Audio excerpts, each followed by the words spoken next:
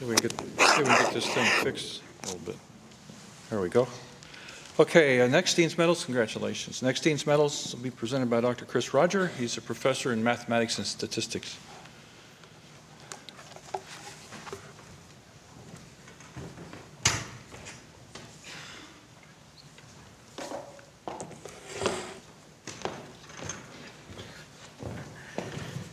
Oh, this is really a pleasure for me. You know, I love teaching, but some classes really hit the spot. And last fall, I had a class in graph theory, which was really a fun class. There are a couple of other people from the class in this room here today, which might explain part of it. But Jeanette was an integral part of that. We somebody else was talking about smiles when you walk in the room. You can see, I told you she has to smile. But it's just a delight to have had her in there. And that class was wonderful. So we're not going to talk about GPAs either, but I'll mention the GRE scores. Everybody has to take these GREs when you go off to graduate school. Jeanette has 100%, perfect score on the quantitative part of that, and a very high verbal score for a mathematician too, I can add. She's also a member of various honour societies, Phi Kappa Phi, Golden Key, and various others. For various reasons, our mathematics club lapsed several years ago, and the students got together and started getting that going again a couple of years ago. This last year, Jeanette took on the presidency of that. It wasn't officially a university club at the time, and I don't know if you know this, but there are tons of hoops you have to go through to get a credit in that again. And she took on all that kind of stuff. I remember once walking into the math office, and she was sitting down the end there on the floor with just papers all surrounding her, trying to fill in all of these kind of things. And lo and behold, about 45 minutes later, I came back, and there she was still filling these things in, but successfully got through all the paperwork.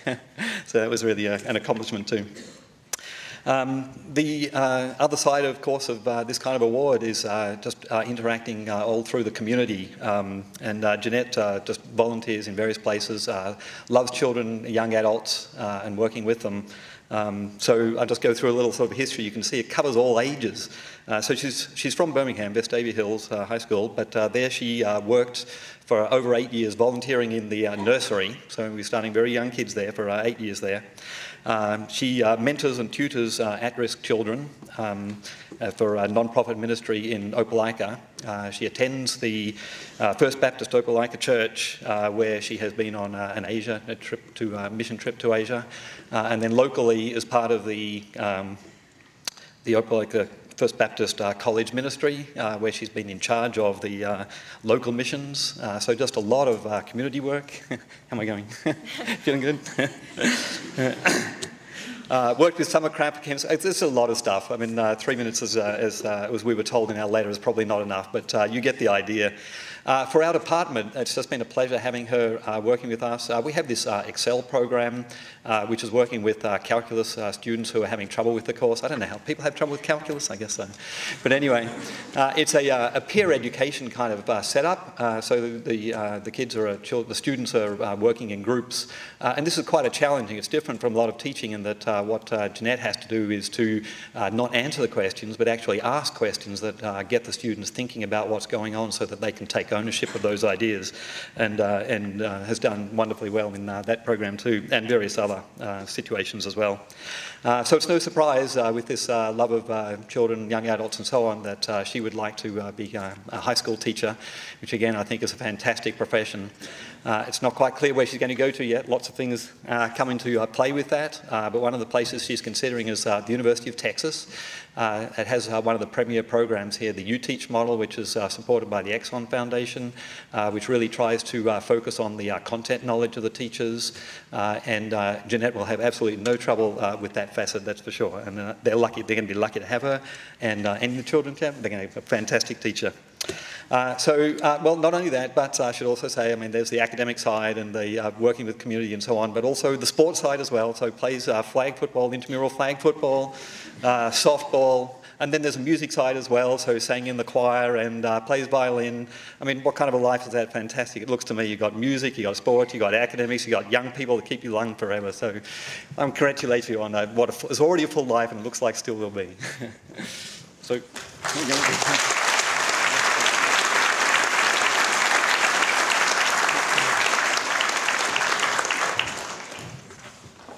Congratulations. Dr. J.M. Wersinger will present the Dean's Medalist in Physics. Dr. Wersinger is a faculty member in physics.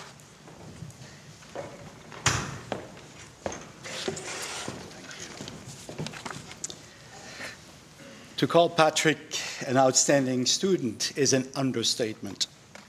He's one of those rare students that appear from time to time, once in a while, and whose performance, breadth of interests, humility, and friendliness combine harmoniously to create a very special individual. Patrick's greatness has been recognized year after year with awards from COSAM, from physics, etc. I'm not going to go through the list. And this year, when it came to select the Dean's Medal finalists, we had no hesitation, no soul searching. It was obvious. It was Patrick. Patrick obviously has a 4.0 GPA. His interests and his successes show a beautiful balance between right and left hemisphere brain activity. He loves singing in choirs, doing selfless work for the poor, writing poetry. He is published in the Auburn Circle, and acting in plays. He has been a National Merit finalist in his senior year in high school. He has studied abroad in Vienna, Austria this past summer, right, to gain a deeper understanding of foreign cultures.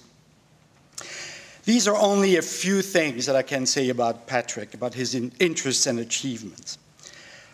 This year, he is writing a senior's honors thesis, and he's doing research with my esteemed colleague, Dr. Park. And I understand that you were offered a TA-ship at Georgia Tech, and that's where you're going to go and get a PhD and want then later on to teach. Yes, sir. Great, wonderful. Well, your students are going to be lucky. Well, I would like to add something here. Patrick has a brother, Peter, yes, who is here. He's in my honors class. Hi, Peter.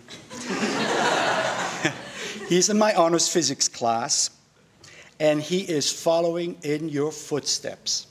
He is just as friendly, humble, and darn good in physics as his brother. I would like to congratulate the parents here.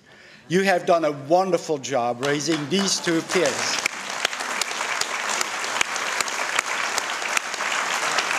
And it's a delight to have him here. Thank you very much. Patrick.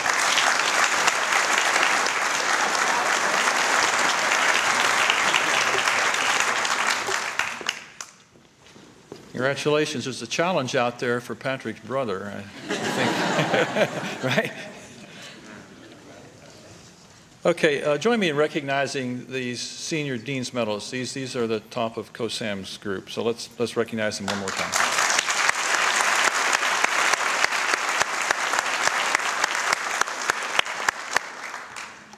All right, I'd like to ask if the senior winners, Academic Excellence 4.0, would come and stand right over here.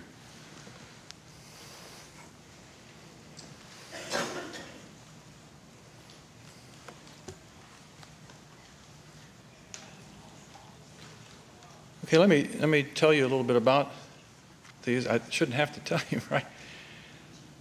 These are graduating seniors with 4.0. And there are actually 14 of these. 4 were unable to be here.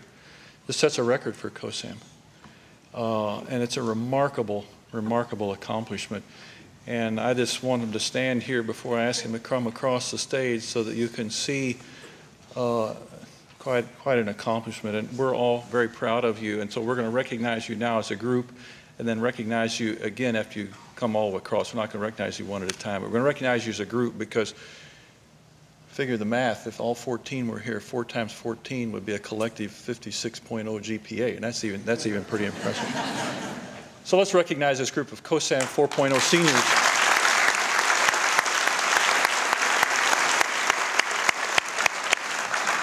And you'll receive a certificate and a plaque. So, Jean Bracken.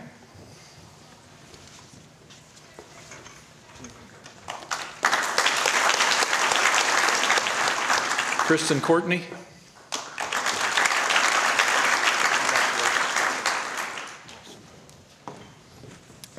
Evan Everett.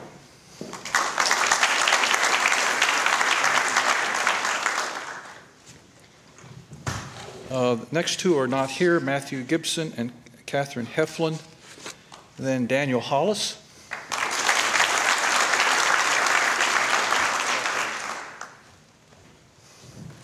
Patrick Llewellyn.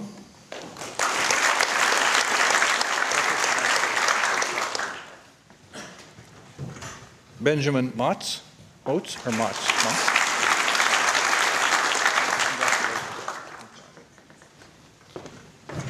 Okay, you've seen Catherine up here already. Catherine Murphy.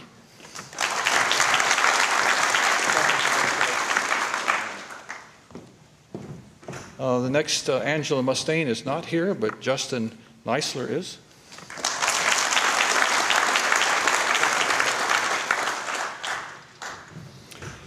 Jonah Vilsek.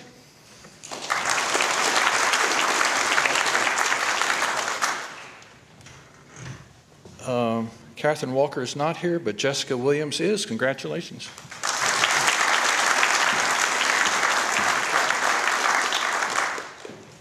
Okay, thank you very much. We're very proud of you. What I'd like to do now is I would like to do a switch. And I'd like the group that came up here for the Dean's Medalists and the 4.0 to go back to where you were. If you can find that group. And I'd like for the junior awardees and the presenters to come and replace this group.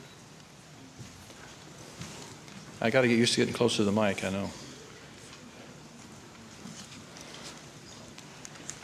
The junior award winners receive a certificate and a one-year magazine subscription to Scientific American.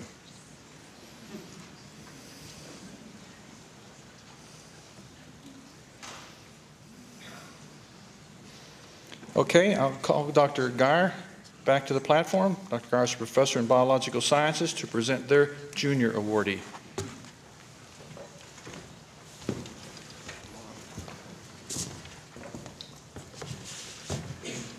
So it was a bumper crop year in my lab. It's a pleasure to be back up here to introduce to you Zach DeVries. And Zach comes from an academic family. And so when he wandered into my office and said his name to me, it obviously rang a bell because I know his dad, Dr. Dennis DeVries, who's a well-known fish ecologist in fisheries. And Zach indicated that he wanted to sort of branch out. He was interested in reptiles, and not just any old reptile. He wanted to work on snake ecology. And in discussing what it is we might do in the way of finding a project for him, I indicated all the things that were happening in my lab at the time. And when I hit the cottonmouth project, he perked up. And I became instantly deathly afraid that his parents were going to find out. And so he wouldn't let go of that project, and I made sure he came back to me and said this was okay with the folks. And he hung on to that project with dogged determination, showed great promise as a research scientist because he wanted to know how many of these animals he needed to find in order to do a reasonable project. Fortunately for me, he found that there weren't enough local ones to work with. And so I heaved a sigh of relief, but unlike most undergraduate students who at that point would have a bitter taste in their mouth about a research experience and simply find something that was a little easier to do, Zach came back and he said, no, I'm kind of interested in bimodal breathing, this concept that most students wouldn't even know about, but there are certain organisms that have lungs like you and I, and they can breathe in an air environment. But they also retain skin, either in the form of a gills or just thin skin on the outside of their body that allows them to breathe underwater like a fish would. And so he brought up that topic. Dr. Henry from Biological Sciences happens to be an expert in that field. And so the three of us designed a project around some really unusual big salamanders that we find in the southeast U.S., one of which retains gills, and the other one which does not. And both of those salamanders happen to be found in the same habitat.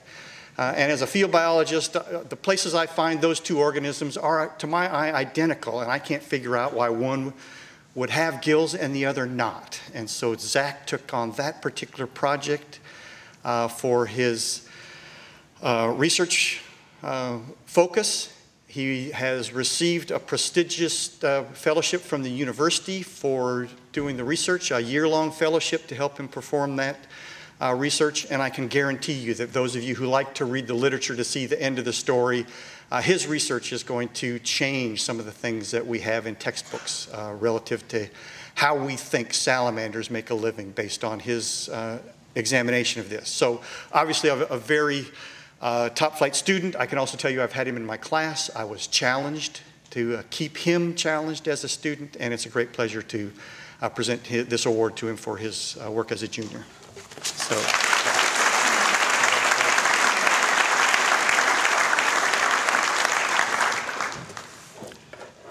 Congratulations. I'll ask Dr. Witt to come to the podium again and present the Biomedical Sciences Junior Award.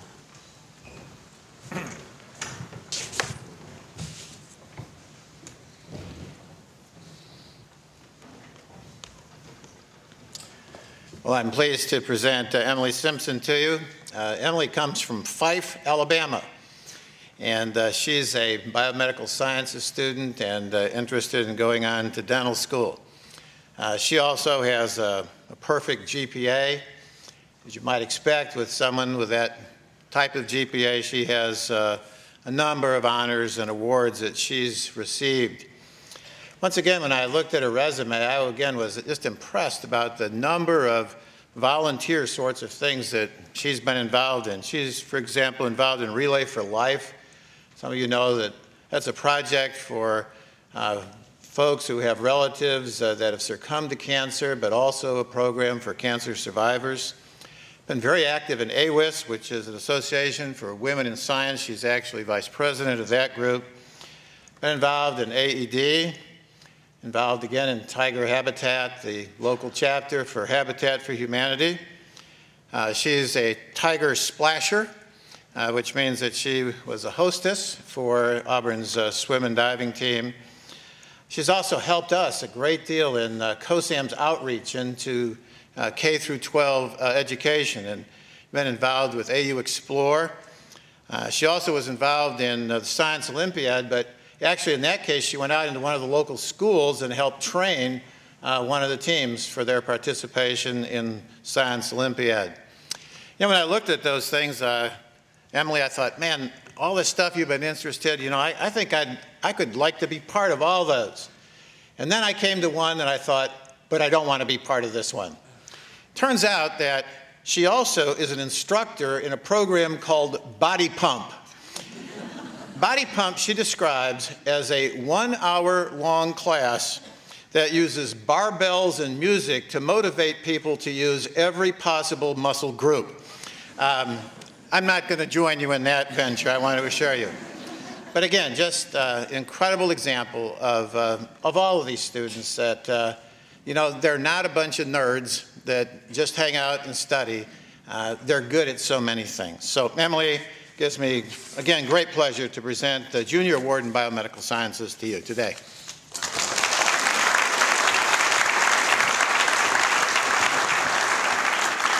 Congratulations. Dr. Chris Easley, faculty member in Chemistry and Biochemistry, will present their Junior Award.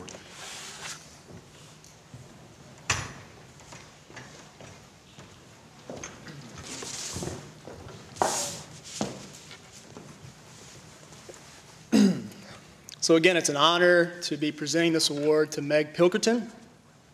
Meg, she approached me about doing research in my lab. She was actually a sophomore at that point. So basically the interview was over for me, just talking to her for a few minutes because this is a one semester requirement, and she was essentially committing to several semesters of work, and she's still working in my lab, doing a great job. I'm not going to go into details on the research. We do diabetes-related research. Meg is actually interested in going on to an MD, PhD program. So these programs do actually exist where you're going to get both an MD and a PhD. It obviously speaks to her dedication. And I was trying to think about some things that she brings to our lab. And obviously her aptitude is a major thing she brings to the lab. And she does a great job in the lab.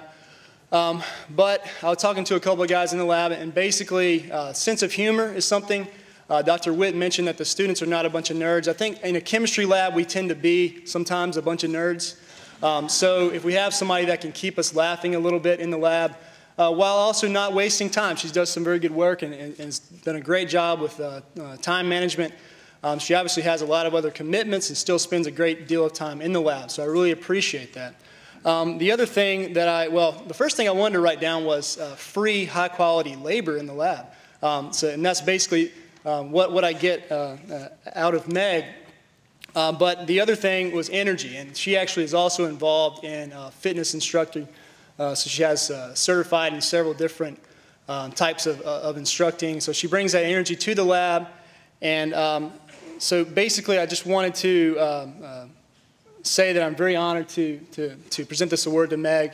And I'm honored to be able to have her work in my lab and to actually work with her. And hopefully she'll be coming back next semester. Good. And she has actually done research at UAB where she wants to do her MD, PhD, and she did research over the summer in a nephrology lab. So she has a lot of research experience, and as a doctor, I'm glad that we have people like her moving into the medical field. So, congratulations.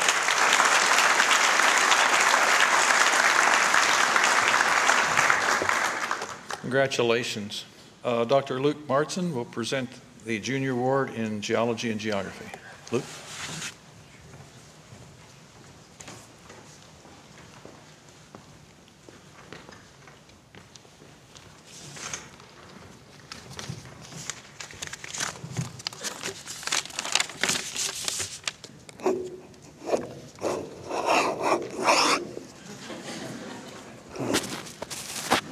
All right, that work? Okay, well, it's my honor to be able to present this award to Matt today. I actually first met Matt at Talons, which many of you probably know is an event that the university holds to recruit some of the top high school students across the nation. And Matt actually grew up in Texas and was considering Texas A&M and Mississippi State, I believe, and Auburn. And so at Talons, we are asked to interact with these high school students, and so I gave them the talking points and was very happy to see that following fall that he was enrolled in geography at Auburn University. And I was like, well, you know, the chalk went up for the team. We sold him on Auburn University because he grew up in Texas. I figured he's going to go to Texas A&M. So, but anyway, since then I've turned out that my talking points probably didn't have much to do with it. Rather, it was probably more important to received the opportunity to get the season ticket to Jordan-Hare Stadium for the fall football games. And this brings a point that we really share, is that Matt spent a lot of time in my courses in the GIS lab, and we both share a real passion for sports and have talked a lot about the ups and downs of the football season and basketball seasons over the past few years. On a more serious note, I'd just like to say Matt is an excellent student. At Auburn, he's supported by the Heritage and Vulcan scholarships, and he was recently inducted into Phi Kappa Phi Honor Society. I also have personally been recruiting Matt to come on board one of my research projects, which is a project funded by the FAA. And Matt has an interest in meteorology, and the FAA oversees flight operations in the Gulf Coast, or in the Gulf of Mexico. And this project is a project that's attempting to improve the short-term weather forecasting for the Gulf of Mexico pilots, the helicopter pilots that fly out to the oil rigs. And then over 3,000 oil rigs out there and more than 5,000 flights per day. So I'm hoping that he'll come on board, and actually, as a member of the Honors College, he's going to work on an honors thesis, and so I'm hoping that this can actually be his project. There's much more to Matt than just his academic work and success. He's a very active member and leader of the Auburn Christian Student Center, where he leads Bible studies and activities on a religious basis, religiously throughout the week. He spent last summer as an intern at a church in Knoxville, Tennessee, mentoring teenagers, as he is, and he's going to do the same thing this summer in Auburn.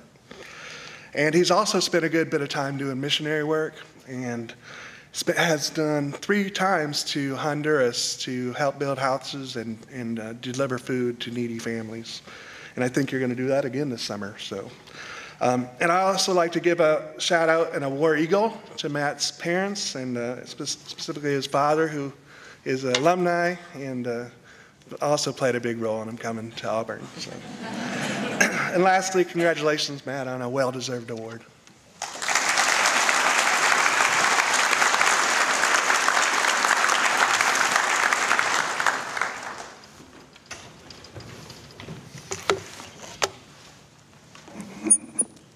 Got to get this resolved before we get done, okay? This microphone. I've never seen one that really worked the entire time. Okay, Dr. Peter Nyland will come forth and present the Junior Award in Mathematics and Statistics.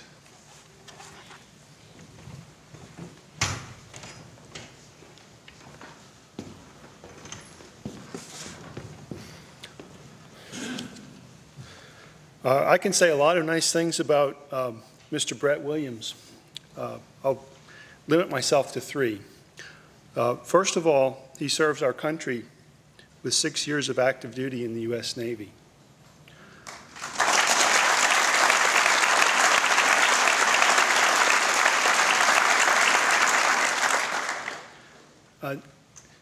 Next, he's a family man, married with 2 children.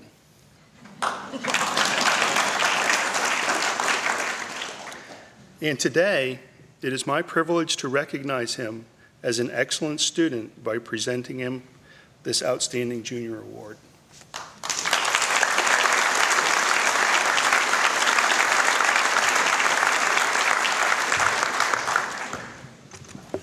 Okay, I ask Dr. Wersinger to come forward again and present the Physics Junior Award.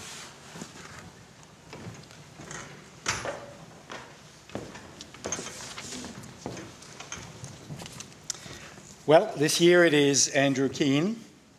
Andrew grew up in Mobile. His father is an oceanographer and an ex-baseball player, right? Yes. And he is also a professor of marine sciences at the University of South Alabama. Says Andrew, "I've known since I was very young that I wanted to be a scientist. Through high school, I assumed I would follow my father's footsteps and become a marine scientist. But after taking physics and reading all about it, I decided that I wanted to study it further. When he was younger, he played baseball, but he decided to follow a more academic path. In his spare time, Andrew enjoys reading and writing fiction, and he's going to be taking a creative writing course here at AU.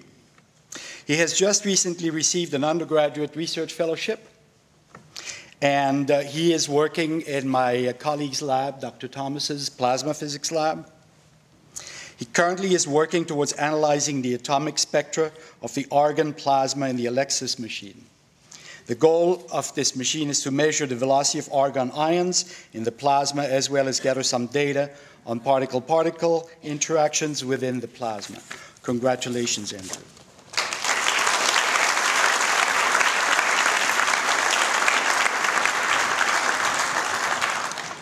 Congratulations. Let's join again and congratulate these juniors.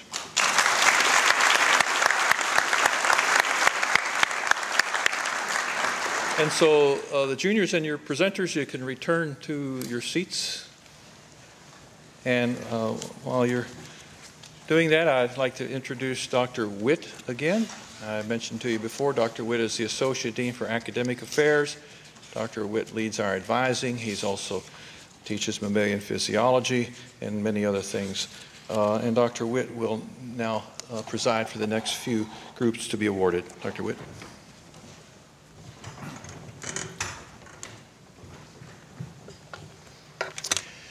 Okay, we're going to have some directions here. We have not had a rehearsal for this, and so, but this is the honors convocation, so you don't need a rehearsal. You're smart folks. So what I first need is for those of you that are going to receive the sophomore award, I'm going to ask you if you would just quickly go out down that way and go out in the hall to the left, but go back there. If you go through these doors, you're going to end up in the kitchen. And so don't go into the kitchen, but just follow this lady right here. Just get up right now and move in that direction, okay? We'll see you back here in just a couple minutes.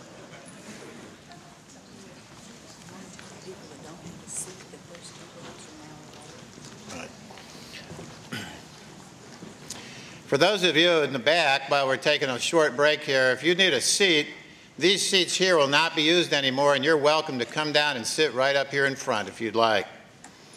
Well, let me tell you, first of all, we're about to talk about the outstanding sophomores. First, let me tell you what a sophomore is, and then I'll tell you what outstanding means. It's okay.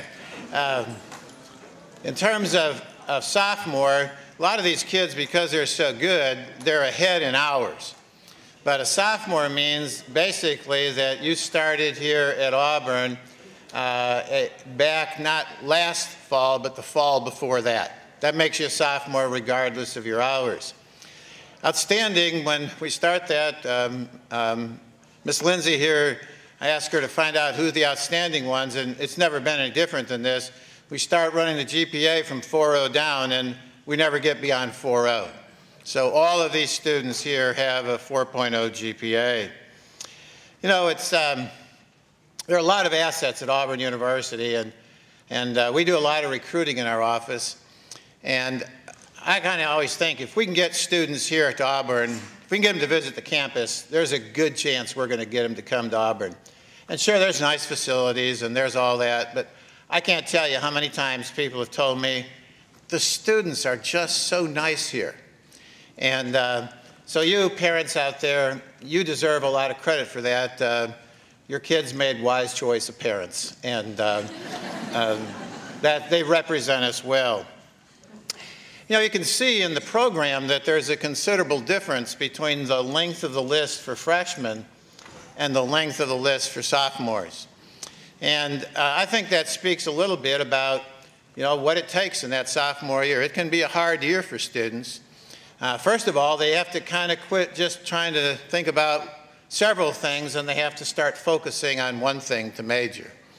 And also they start getting to the teeth of some of our curricula and have some really difficult courses, physics and organic chemistry and some of those. So to have made it this far is really a credit to them. I want to introduce to you now Dr. Velma Richardson. Dr. Richardson is the Associate Dean for Diversity and Multicultural Affairs in our college, and she will be reading the names of this very special group, COSAM's Outstanding Sophomores. Dr. Richardson.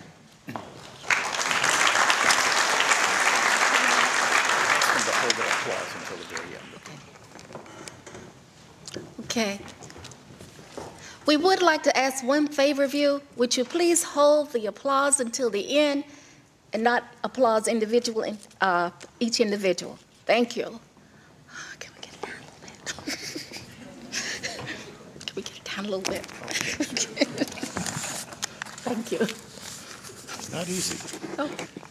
Got it? As Dr. Witt indicated, I am Velma Richardson, and I am greatly honored today to introduce the 2010 Sophomore Award winners. Ashley S. Barnett, Erica K. Bisgard, Mishana A. Carlisle, Sarah E. Ellis, Jamie T. Fairbanks, Brandon M. Fairless, Ashley E. Fish, Jeremy T. Fleming, W. Johnson Hardy III, Millie A. Harrison, M. Wesley Honeycutt,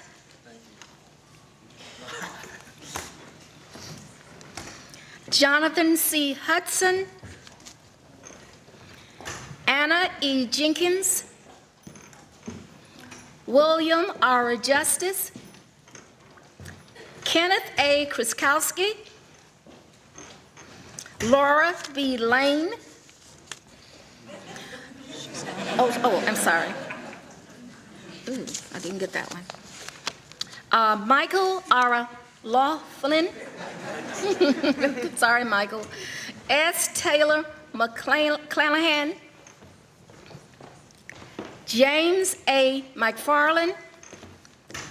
Brian T. McMean. J. Thompson McMurtry. Elisa M. Murph. Jamie S. Myers. James D. Roy. Rebecca A. Rutledge. Matthew W. Slaughter. Cole H. Sterling. Stephen M. Stewart. Robert Ross Woods. Megan L. Zeke. We give them all a applause.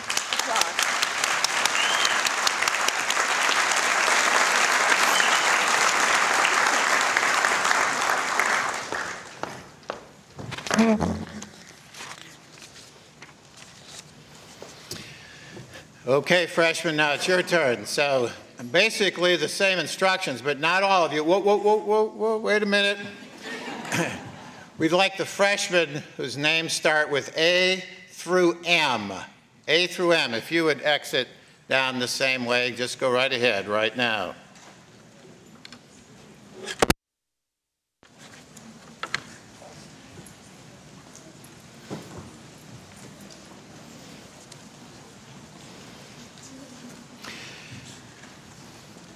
So A through M.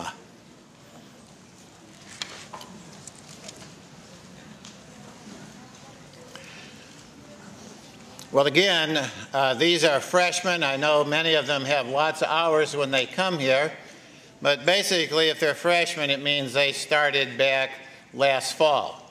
So regardless of how many hours they have now, we're calling them freshmen today at least. They're really quite a class. We had 781 of them that came there in the freshman class. It was a large class. In many ways, it was the best class that we have ever admitted. The average, I said average high school GPA of those 781 students was a 3.85 GPA. That is, of any college, that's the highest in the entire Auburn University. Also, they had an ACT, an average ACT of 27.1.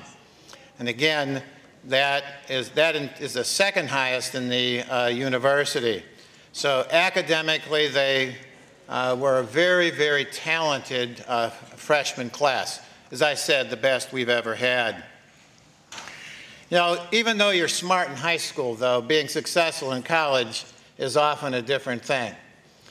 Because there's just so many things that you have to learn in that process.